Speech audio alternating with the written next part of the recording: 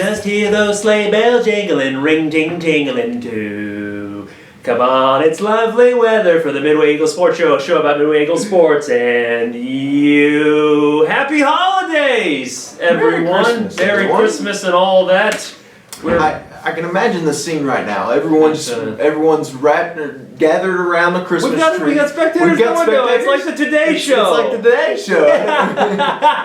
Yeah. It's like the Today Show. Oh. But can you imagine the scene? Everyone's cozied up around the Christmas tree, and what's everyone turned on?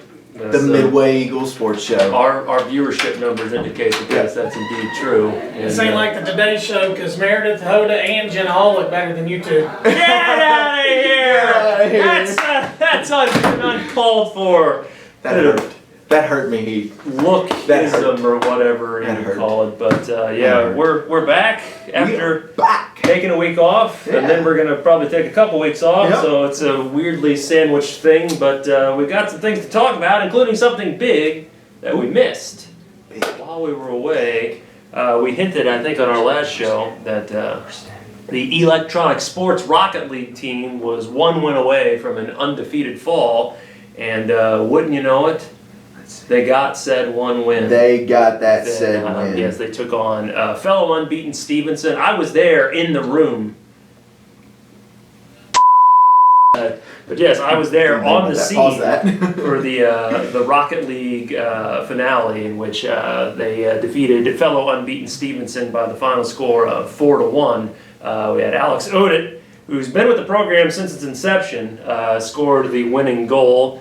And yes, the celebration broke out, including a little bit of ghastly language that I would, I'm a Christian and my ears are not garbage cans. But that notwithstanding, nice moment for our guys who were able to do it even without their leading goal scorer Trevor Howard in the room. He didn't play, but he was ill playing. I heard we had to remote him in from home. I think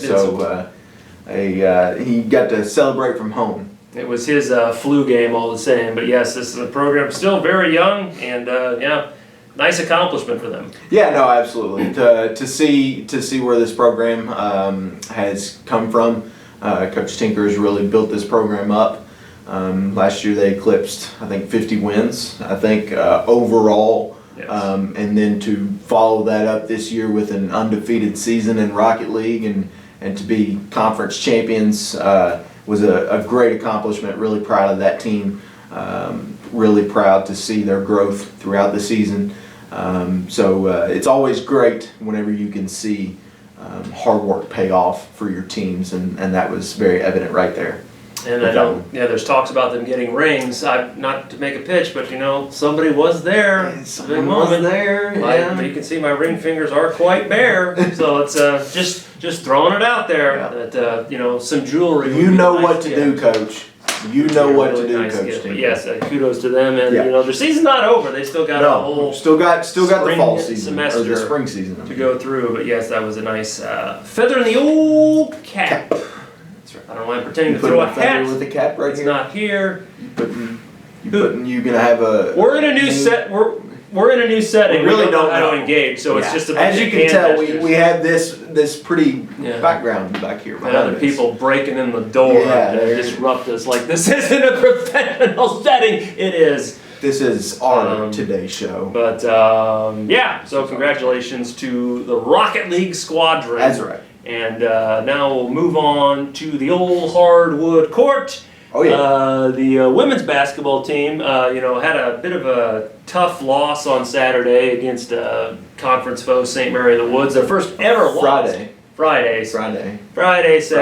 It's Friday. That one was Friday. All the same. Anyway. But but they go into their break with an 83-74 non-conference win over Huntington. On Tuesday, we had 3 players score at least 16 points and grab 7 rebounds, and we're plus 17, 48-31.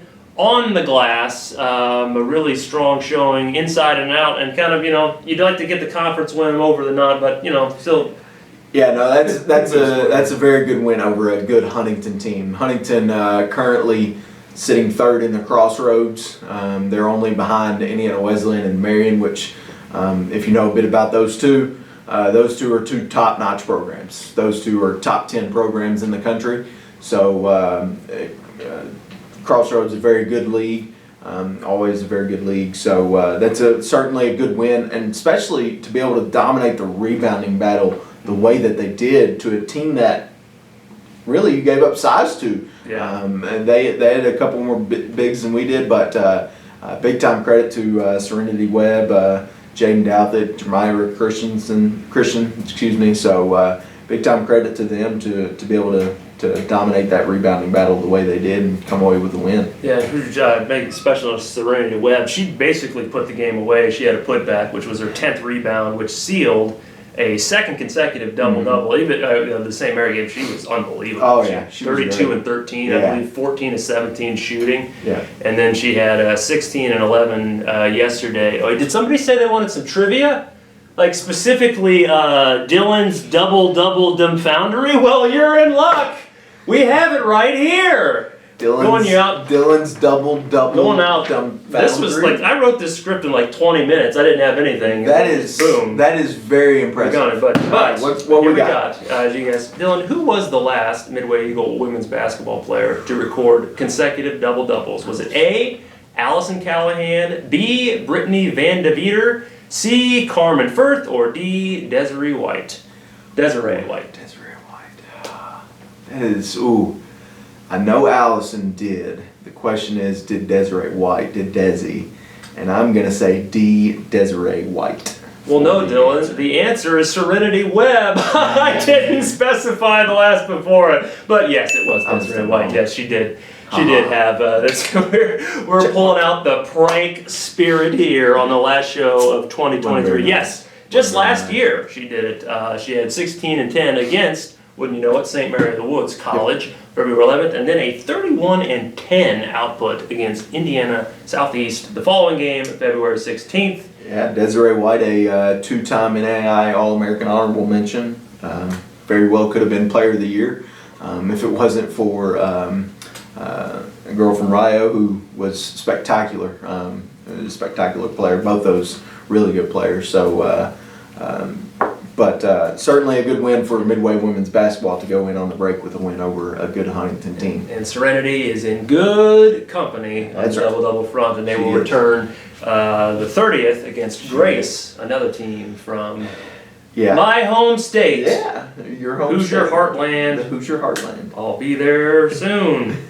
Yeah, that's going to be a good one. It's my mom. My mom's the only person who watches this anymore, and she already knows that. So she's not the only one. We have viewers. Yes, we have viewers. Dylan's mom, I think, does too. And if you're watching, tell your friend, and then tell them to tell their friend. That way, we can get this thing as big as this. It's the least you could do. We're giving you this for free, in Grace. Right. Oh, that's right. This is fun. Men's basketball. We'll talk. Not as much fun to talk about. It did get off to a 2-0 start in the River State, but kind of stumbled with a pair of losses. Went to Kokomo, place they've never won, a team they've never beaten any place, and started 0 for 8 from the field and fell behind 12-1 and never really recovered. In an 86-59 loss, and came home Saturday, a game we saw live. Had a nice lead, but I had a 5-point lead at the half, but a game where nobody led by double figures at any point. We took a 1-point lead, then gave up 6 points in less than a minute. Back-to-back turnovers led to back-to-back dunks. Yeah, you took the 1-point lead, and then because at one point, I think at that point we were on a 9-0 run to be able to take the 1-point lead and get the 1-point lead, think, all right, just need a stop. And then we didn't get the stop. Had only given up 2 consecutive turnovers. Had only given up 3 points off turnovers to that point, and then gave up 4. But the more long-standing thing was allowing 28 offensive rebounds and then leading to 21 points. No, I said that backwards. 21 offensive rebounds to 28 points. And the big one, Sean Tupelo. I don't think that's... Sounds about right. Yeah, 18 points and 23 rebounds. 9 offensive rebounds with 10 second chance points. He was... he didn't just clean the house, he cleaned the glass. Yes, we were... that's right. That's good. Yeah, that's good. Trying to come up with one on the fly over here. It's sharp, but he smoked us. Yes, he did. He was a biggin down there. Speaking of St. Mary of the Woods, they are big. They have some very, very big size. That was you would think. It seemed like our guys were up for it, but it just seemed like we just couldn't really get anything to fall. Really kind of felt like we were out of sorts a little bit offensively. Yeah. Now 2-2 in the league and kind of let a couple slip away. I know it's a good Indiana Kokomo team that they lost to midweek last week, but that's certainly one that you feel like you can hang with instead of getting beat by the margin that they did. Yeah. So looking forward to them bouncing back. I know they've got 2 brutal games coming back right off the break. Yes, they do. Against a team who's on the cusp of the top 25, probably should be in the top 25.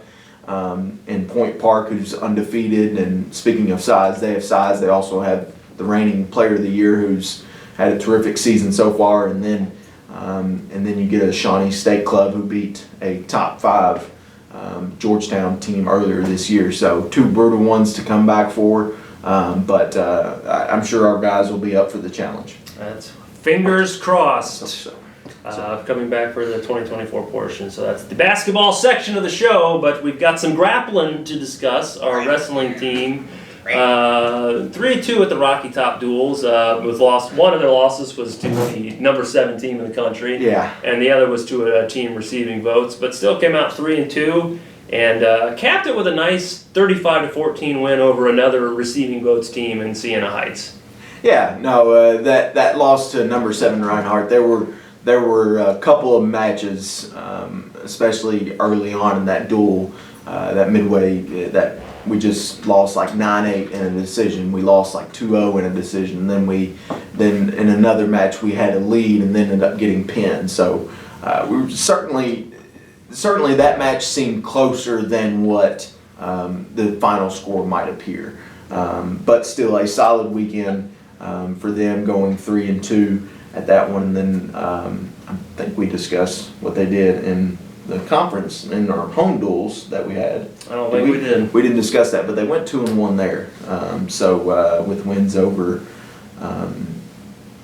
Bruton Parker and Kentucky Wesleyan. So certainly going into the break on the right foot. And speaking of tough schedules, they've got some tough duels coming up in the second semester. I know we'll talk about those on future shows, but looking forward to seeing where they can finish this year. I think they've certainly got some guys who have who've certainly surprised the coaches so far. So looking forward to seeing what they can do. Yep, 8-3 in their last 11 duels after losing their first 3. So yeah. That's peaking a little bit.